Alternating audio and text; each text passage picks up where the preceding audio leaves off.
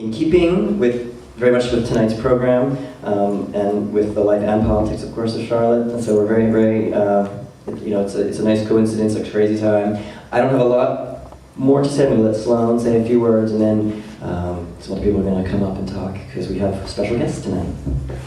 We want to thank you for being here tonight. We know that this is a challenging time in our city, and especially I want to just acknowledge that I think that there may be some people here who are at Mix for the first time tonight. Yeah. Is that true? Yeah. Welcome to Mix NYC, and we're proud to have you here, and we're proud to show this work about Charlotte Bunch. We, upon seeing this film, it's not like a lot of other stuff that we show, yet it is in its radical politics, in its placement of the struggle of one person into the historic struggle for justice. I mean, this is a long, long, long road that we are on, and it's important to remember when we face setbacks the way we have in this past week, and challenges, and when we see such brutality being enacted upon people, especially in particular seeing one of our volunteers on the New York Times website being carried off by 2 police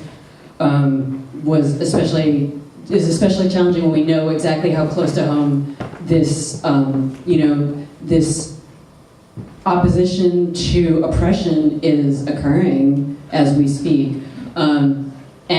This film is perfectly, it's just perfectly fitting in with the emotional and psychological space that we're all in right now, and it's great to be able to have a safe space together to take a step back and say, like, the struggle is long, and not just today, and not just with the day they cleared the park, but it's our lives from now on, and it's great to be connect across generations as well. So we're very excited for our Q&A afterwards. We have Charlotte Bunch here in person, and we're going to bring up some important folks to introduce to you now.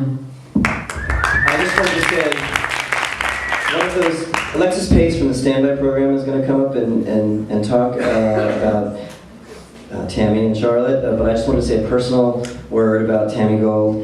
When I first moved to New York in 1992, I was interning for Robbie Rosenberg, and Tammy and Robbie were making a documentary called Facing AIDS, about AIDS and healthcare workers, and needle sticks and things like that. And so that's when I first met Tammy, and of course I knew her work juggling gender about Jennifer Miller, another mixed family person. So it's really a great honor, many years later, to present this new work by Tammy Gold, who I worked with as a teenager. Well, I wasn't a teenager actually at that point, but almost. When I felt much younger. Anyway, it's a great honor. So Alexis Pace, please take the stage.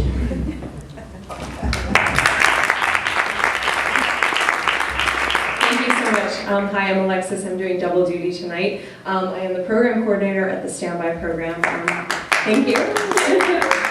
We do video and film post-production, and we're a nonprofit, so we work with artists and other nonprofits to give them broadcast quality work at about half the price. We work with commercial houses and pre-negotiated reduced rates. It's an incredible organization. We're in our 28th year, and it enables films like this to happen at the quality that it is. So I'm always thrilled to work with Tammy and David, and this is my 6th year with deep involvement at Mix as well, so it's wonderful to wed the 2 worlds together.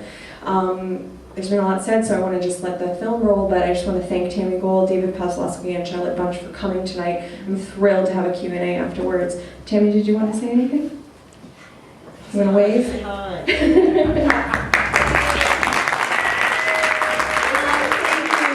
just wanted to say, when he was my intern, I was also a teenager.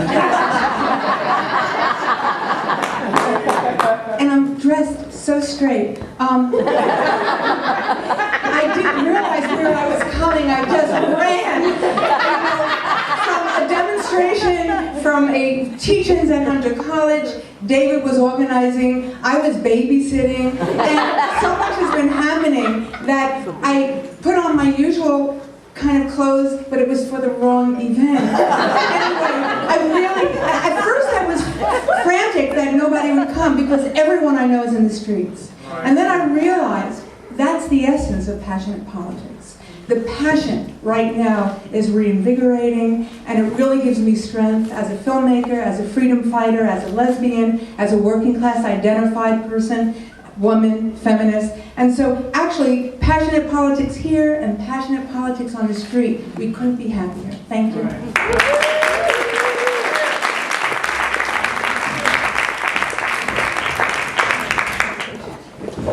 Hi, thank you so much. Tammy, Charlotte, and David, do you want to come up and do a Q&A?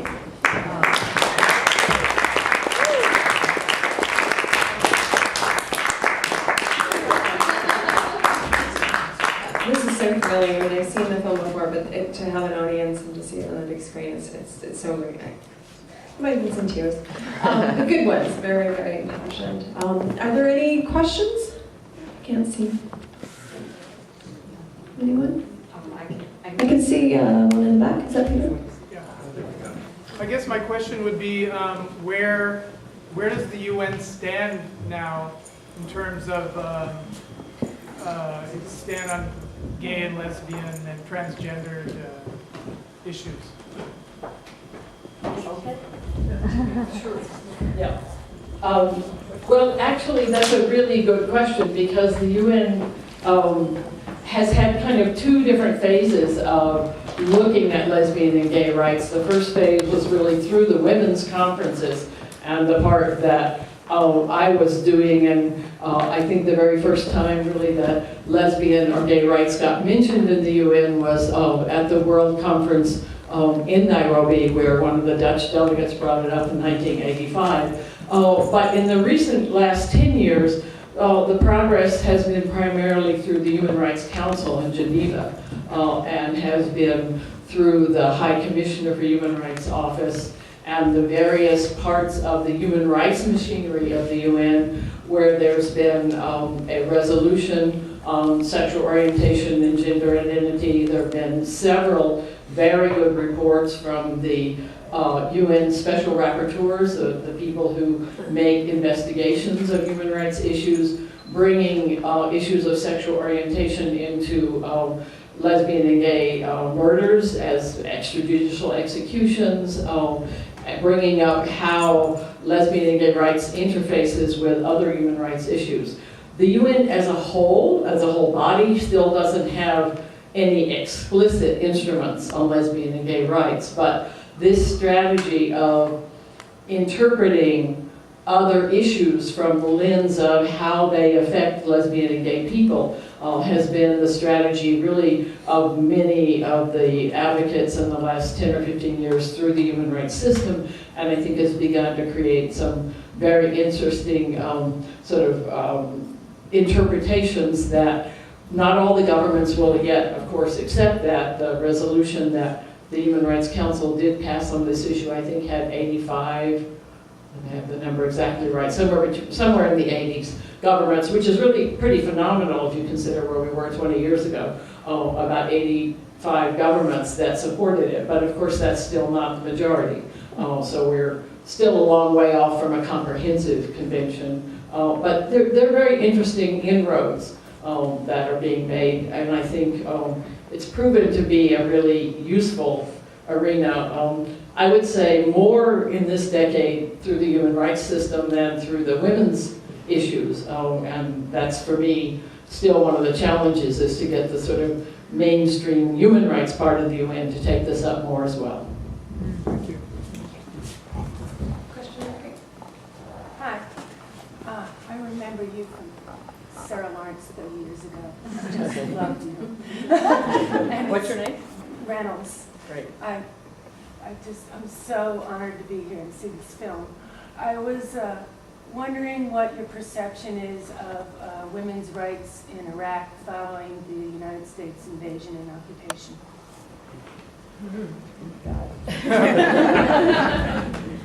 Now that's a really tough question. I don't consider myself really an expert in that area, and I would say that there are several Iraqi women's organizations and spokeswomen. I could give you some websites that have talked about this. There's certainly mean, fundamentally, I'm against the U.S. Military occupation in Iraq and what we've done there. But nonetheless, there are women who have tried within what has happened to advance the position of women and to get some support for that. So I think that the women's groups there that I have worked with are mostly against the U.S. occupation and want the U.S. out, but they also want support for moving forward women's issues.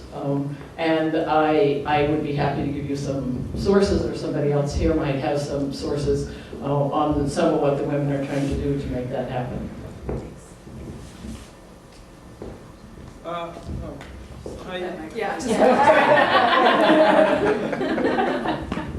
Could you say, if at all possible, what Charlotte might have thought or said, being someone who made a point of making her, making her lesbian self a part of her politics and making such a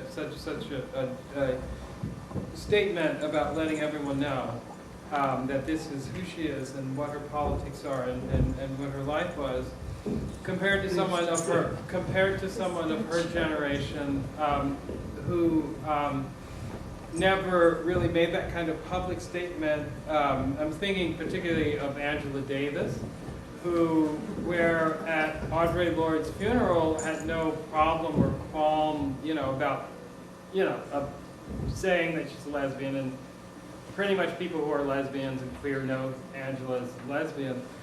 And Angela, who works in gender politics for trans people in the prison system, but has never really made it a part of her politic or her life. Do you know what Charlotte might have said about someone who made This is Charlotte. Oh, I'm sorry. That's okay. You know what happens when someone's filmed over a long period of time? Their glasses change a lot. Look how small her glasses are. Please answer for it, Yes. That somebody came out so like publicly. I'm going to answer for you. You can answer first and then I'll answer. I guess, my thinking is, personally, I think people should come out when they want to come out. I'm not into outing anyone. And if Angela Davis, I'll just answer this, doesn't come out, that's between her and her therapist. I'm out. I'm very out. And one of the things my father did, and he really helped me, because I was married and I had children and different husbands, but I did the whole thing. When I came out, I told my father I needed to meet him. And we went to the Museum of Modern Art when they had the huge tables when it wasn't renovated. And he sat on one side and I sat on the other, and he knew why I was there. And he really helped me, because he spoke in the loudest voice. And he said, "Tammy, you're not the only homosexual in the family." He made me public. And that really helped me, though, because I'm always out. But not everyone has that kind of support system. And I really mean it, though. And I think that when I see and hear the stories of your coming out, I think you have the support of a real core group of women. And a lot of people don't have that. And a lot of people don't have family support. And I can't ask them to do something that I couldn't do without support. And I think you had a lot of support and you had a lot of bravery.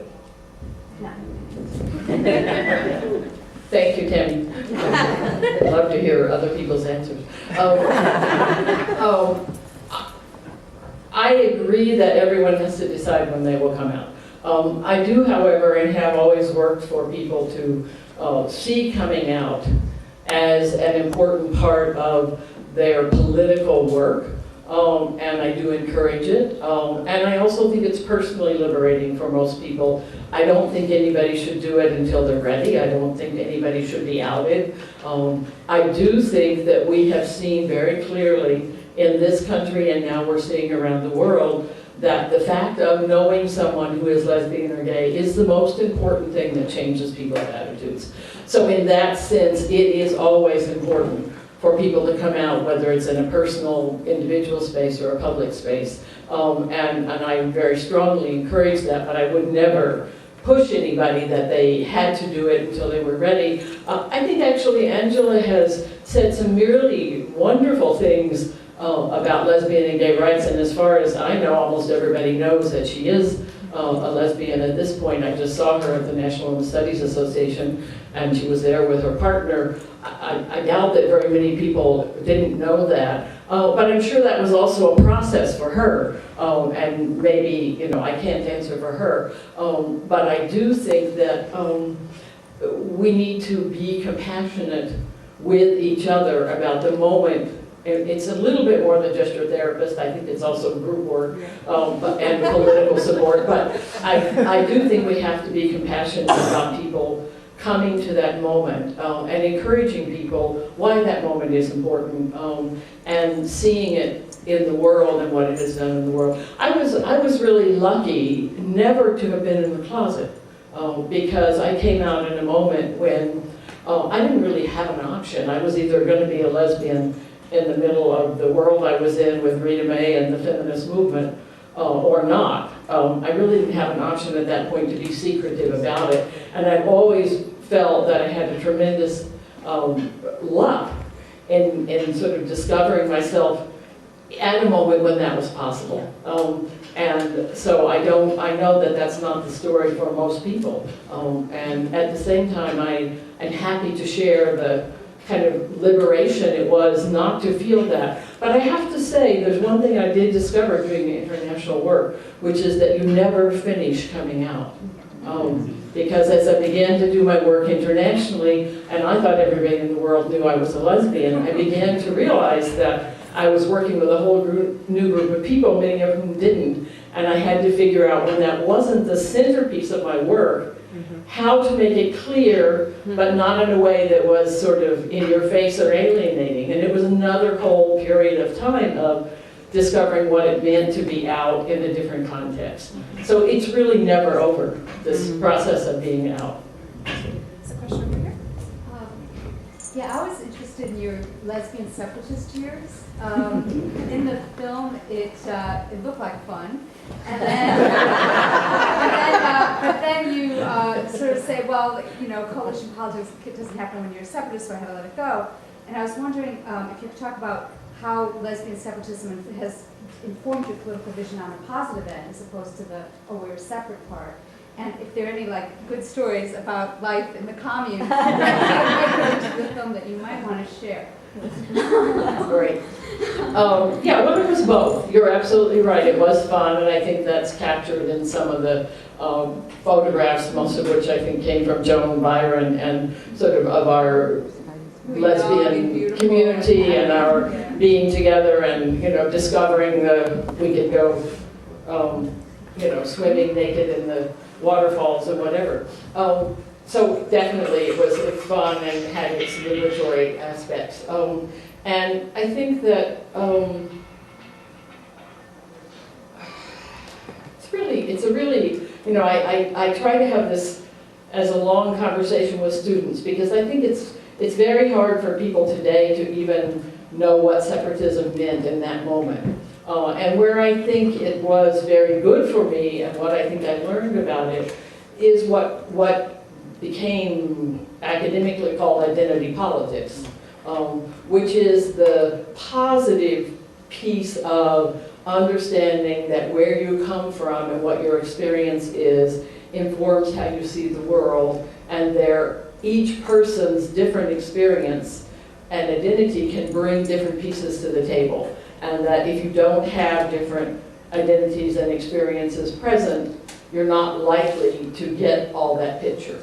And I think that's what being a lesbian separatist taught me, that until we separated and said, let's just focus, it was really only a year, but let's focus for this year or year and a half on this issue and what it means to feminism. Without that kind of focus, I don't think we would have gotten to the nuggets of what we wanted to say and write about why it was important. So I think, and in many other, whether it was, black feminist meeting separately as black feminist or women of color, different groups, there is a very positive thing to getting together with a group that shares your experience and having that concentration for a period of time on what does this experience bring to the picture. And I think that's a really legitimate stage of it that continues to be legitimate for all kinds of people in different parts of the world who are bringing new issues into the scene. What I don't agree with is the need for that to be separatist in the way we were in those years as somehow anti anybody else. I think what I've learned is that you can claim that space and say we need to do this without it having to be over against. But maybe you can't when you're actually doing it. Maybe it's kind of, you're doing it out of feeling that somebody's been doing you in, so there's a dimension of that.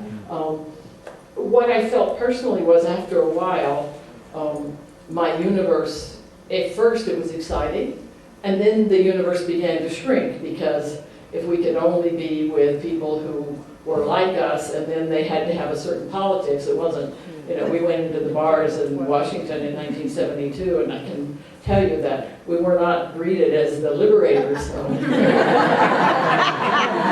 that we expected to be, and Rita May had this idea that we would show movies and then have this lesbian feminist discussion afterwards in the bar, and people came to the movies and then they slipped out as fast as they could when we got up to give our, feminist or lesbian feminist separatist interpretation of the movie. So we had to learn a lot, and I think that in that sense what I was trying to say is that you don't want to shrink your universe. It may be very useful, and it was and still can be, to think about a particular identity or perspective on something, but ultimately if that's going to change the picture, you want what you thought about to get out to a wider place, and that only happens through some kind of opening up to other people. If you really believe it's important, you want other people besides the ones who are like you to see the political points that you've come to and to agree with them. Hi. Sure. Go ahead. So some groups are saying that governments and NGOs should stop aid to countries like Uganda or Ghana that are actively working against LGBT people. Others say then you're going to be harming the same LGBT people that you're trying to support, and I was just curious about your perspective on that. Yeah, I take my guidance from the LGBT groups that are working in Uganda in particular, where I know this has been debated recently, and they're saying to us any kind of government boycott is not going to be helpful to us at this point. It doesn't work for our interests. I'm not saying that every lesbian and gay person feels that, but the activist groups that I'm listening to are saying this is not a helpful strategy. I think that this is something you always have to measure with the people on the ground in the place where you are. That there was a moment in South Africa where the Black South African Liberation, ANC, said, yes, boycott, yes, this is a useful thing to do, and I think there are moments when that is useful. But if the people who are trying to do the work are saying this isn't the right strategy, then that's where I would listen. And that's, you have to choose which people you're going to listen to, because of course not everyone agrees. But I do think right now that the struggle in many parts of the world, that right now we're seeing the particular struggle in Uganda's forefront, to raise this issue requires us to support the people who are trying to bring that issue forward and to listen to their voices. And right now they're under so much attack that it doesn't seem like it's a very useful strategy. But it might come at another moment when they're stronger, that they would say, yes, this is the time to do that. Yes? Sort of two questions, hopefully related. There's kind of a commodification of gay rights Of what? of gay rights in the past decade or so, where it seems to be more of a PR campaign in Western countries, but also not only Western countries. So you can be gay in the Israeli army, but you're still in the Israeli army. So calling this like, okay, gay rights are human rights, but then there's a way in which when a government says, okay, we have gay rights, come here, be a tourist, this is a safe space. It's a way of not talking about, other kinds of human rights violations.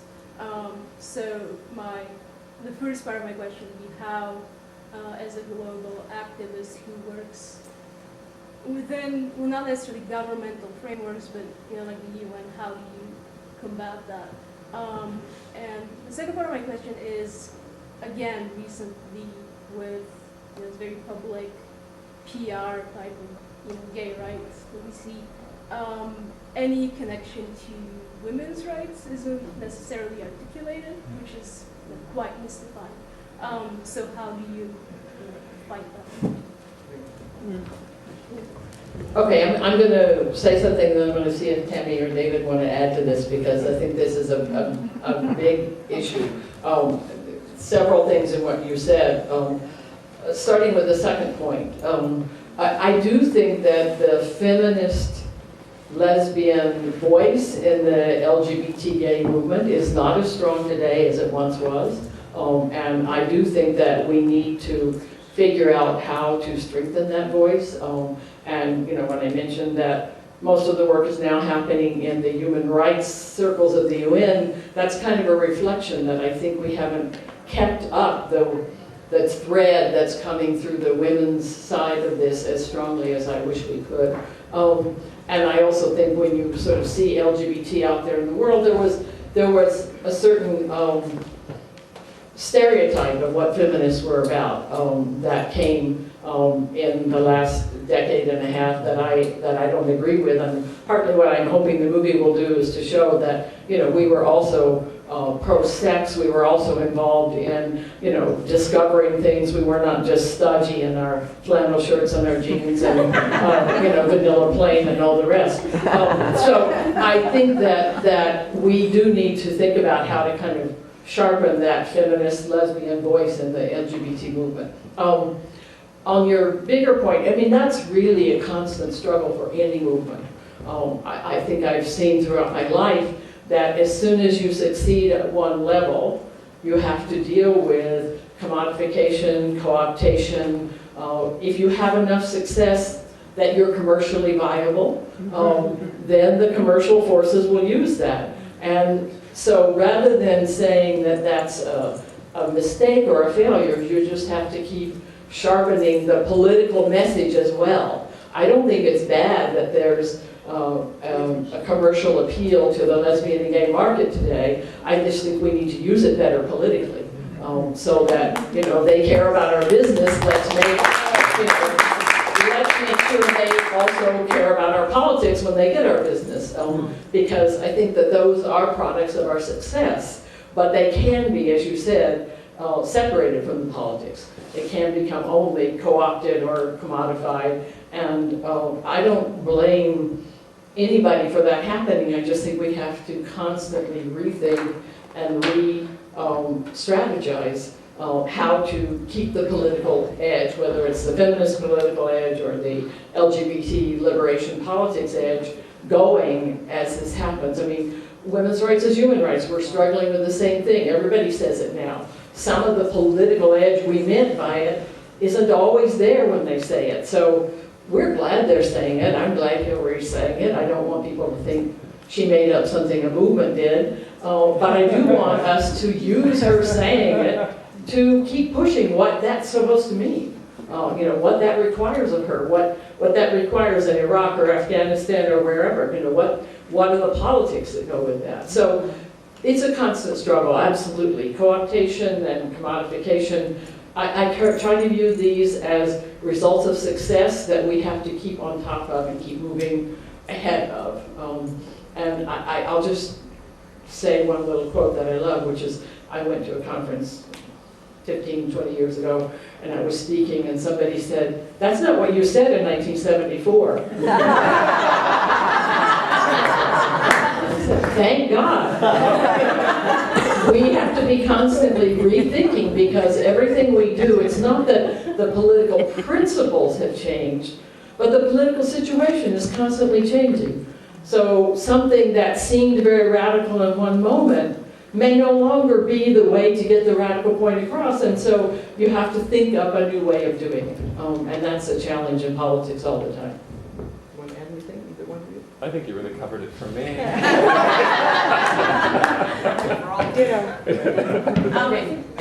We're going to wrap up now.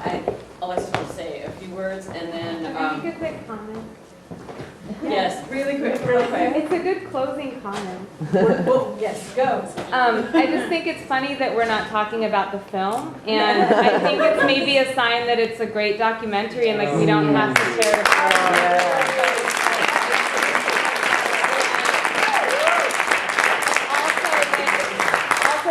Great to be able to have a Q&A. Like, these are really important and wonderful, and to have people here who we get to actually talk to. So I just want to thank Mix for always doing that, and to thank you all for being here. Thank you. Thank you. I really want to thank Standby, because Standby is a program that supports fully the work of people like David and myself, independent filmmakers. And we don't come to projects with huge budgets. And what Standby does, in fact, it was through Standby that we were able to transfer the home footage in the film, which was 16mm footage, and to transfer it so beautifully. And the same thing, we did the sound, and we did so much of the work. And these are some of the organizations that are at risk right now. And we have to really celebrate Standby as a nonprofit organization that supports filmmaking and supports artists and filmmakers like nosotros, like ourselves. And the other thing I want to thank David. You know what David did, because I had a babysit? David took the organizing of huge teach-ins at Hunter College and he ran with it. 160 people in one room, other rooms filled, as he's making films with me. I mean, we have a collaboration that's really special between teaching, between making films, organizing, doing outrageous things where we organize. I really thank you all. Thank you. Thank you so much. Thank you to Tammy and to Charlotte and to Sonia, who was our editor, and to Dorothy for me being able to be a part of this project, because I have learned so much from these women who are my mentors, my friends, my colleagues, and to be able to learn a history that is so important that for so many people they are not aware, and now they'll have an opportunity to be aware of who Charlotte is, what the women's movement is about, and a history that everyone needs to know. So thank you for letting me be a part of this. It has been a pleasure, a joy. There was never a dull moment. I really want to take your comment also as a closing, because I want to honor Tammy and David and also Roxana, my partner, who's here in the audience. That we spent hours debating things, many, many hours struggling over this film to do just what you said. And I really appreciate that Tammy, she's a brilliant filmmaker, but she always accommodated or listened when we said, but the political point is, and she always found a way to keep the art and the politics going together. So I think what you said is really true, that the political vision that Tammy brought to it, along with David and Sonia, is really what enables us most of the time to have these kind of conversations about what the politics means. And without a film that had that kind of dedication, that wouldn't have happened. So thank you. Thank you so much for being here. What we'd like to do now is we want to invite everyone to come down to our lounge and continue the conversation. We would, if you have time to stay, we would love to have you here. And we never tire of talking feminism at Mix, so please join us in our at Planet Mix downstairs in the lounge. And we do have a 9 p.m. screening, so we are going to ask you to